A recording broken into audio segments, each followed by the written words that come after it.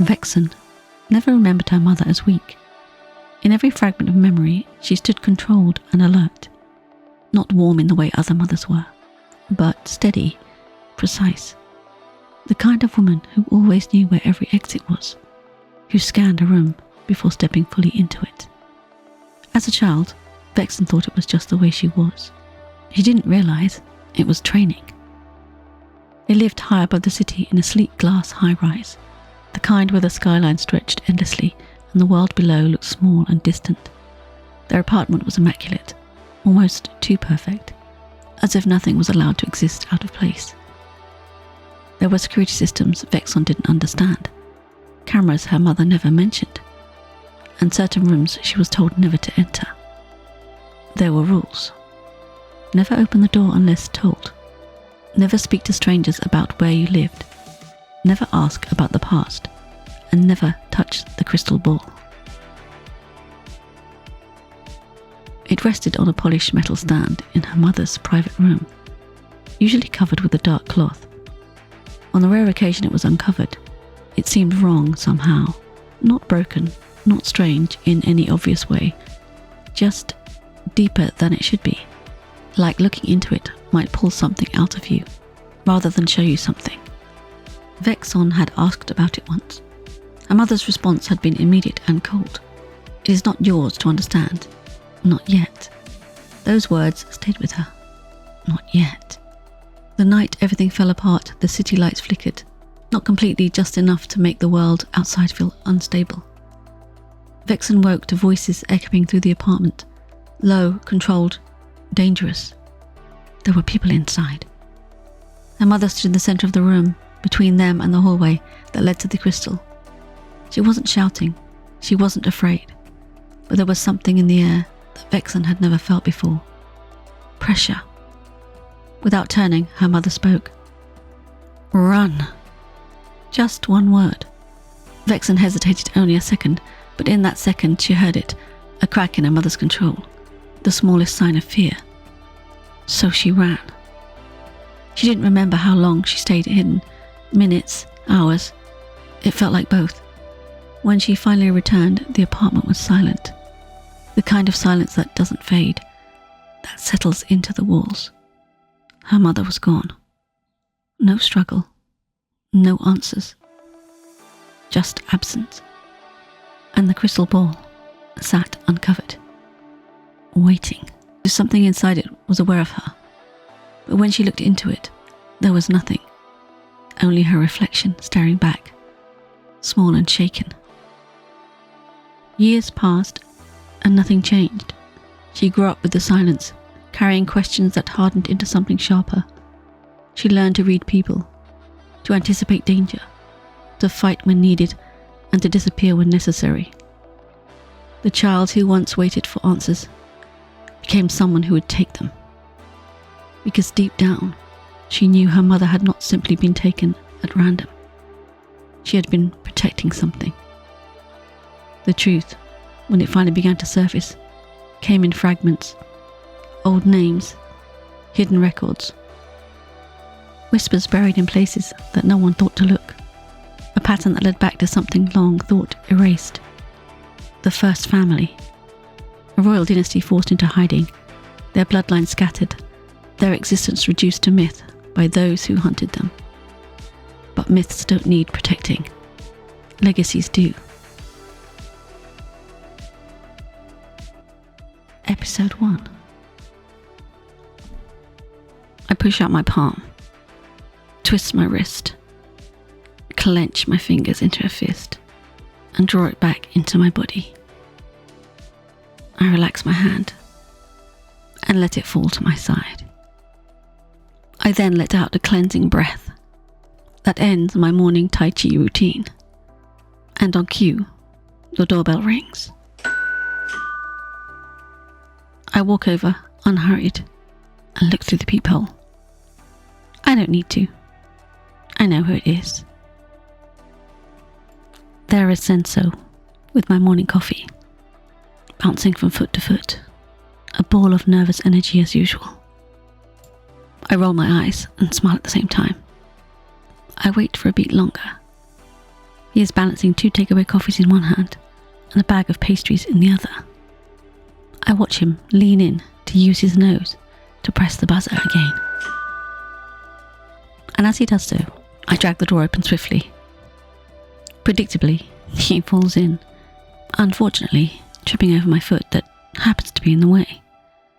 And with awkward but also quite graceful movements, he manages to twist as he hits the polished floor and slides. Deftly, I grab a cup of coffee as he slides past and comes to a halt on the far wall, holding up the remaining coffee and the pastry triumphantly. Nicely done. And thank you for polishing my floor.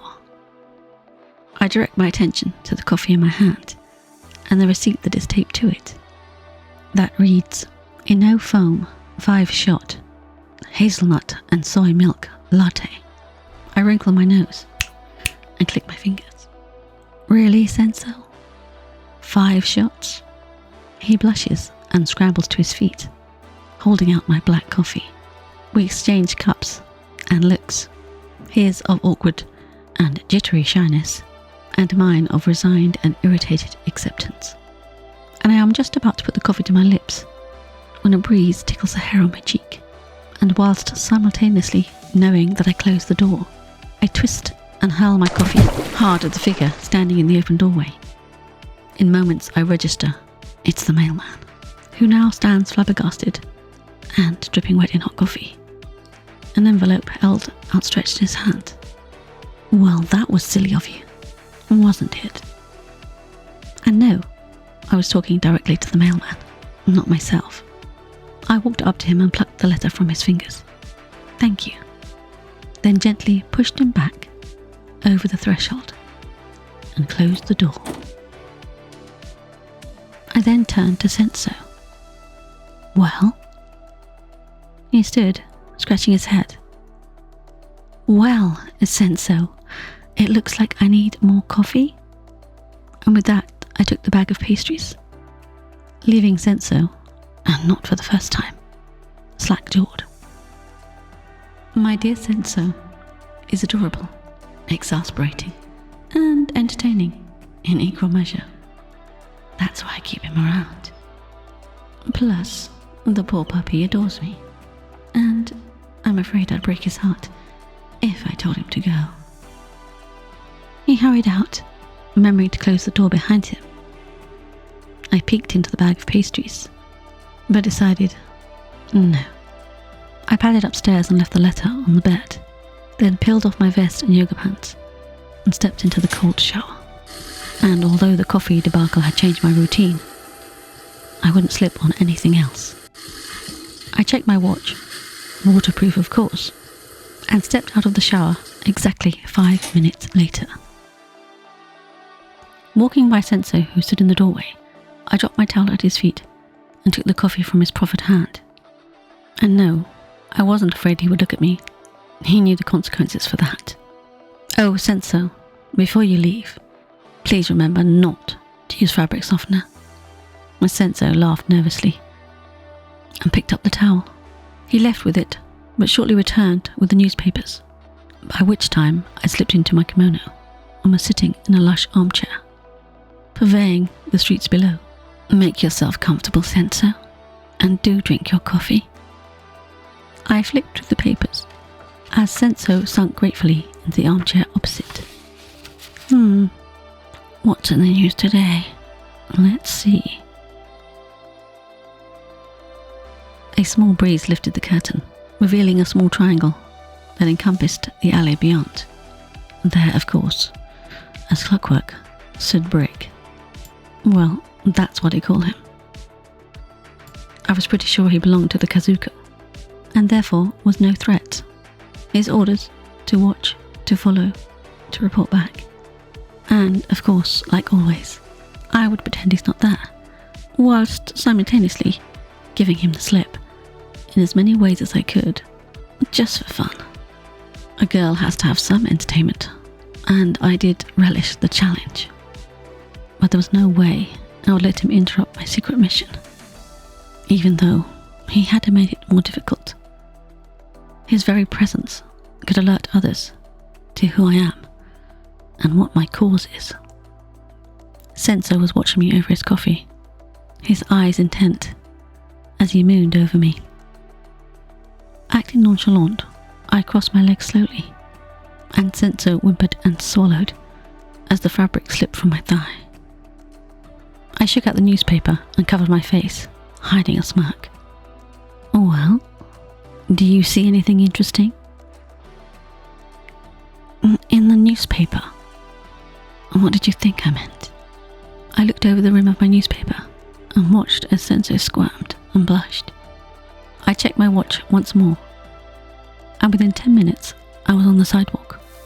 I let Brick follow me for 4 blocks, occasionally stopping to look in a shop window, perusing the merchandise, as it were.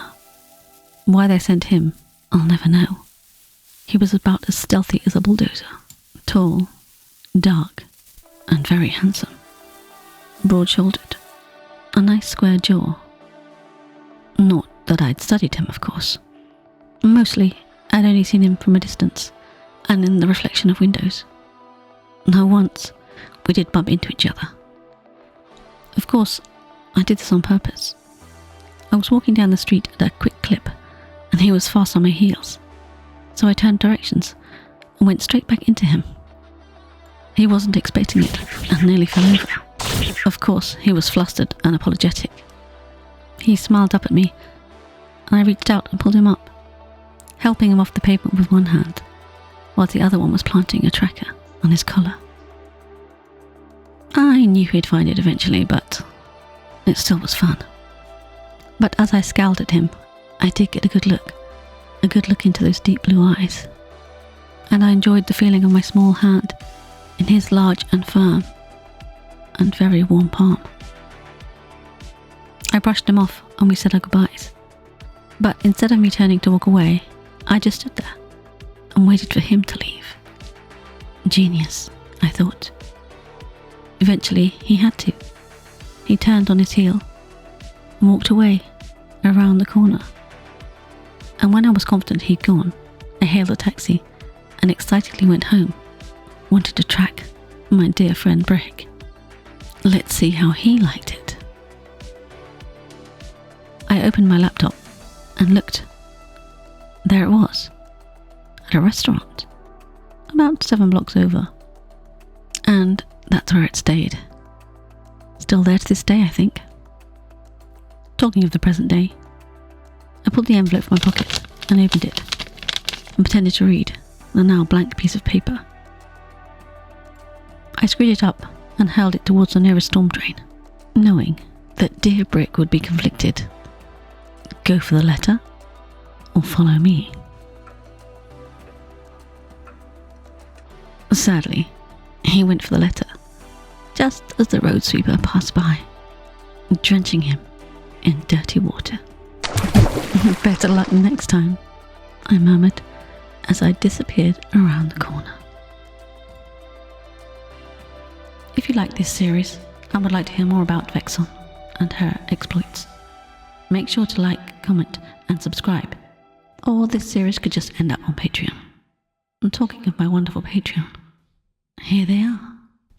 Shenanigans, Billy, Living Lightning, Turtboy, Pokemon UB, Adam Striker, Nikki Phantom, PG Ghost, Buck Naked, Mordred, Steven, Outside HP, Ted, Jelly Mage, Aaron, Cryptid, Cubby, DZ, Samir Hall, AO, Temper, Polaric, Sev666, Quattro, Nathan Stevens, Vulcan, Me and Me, KO. Thank you, guys and girls. I really do love and appreciate you.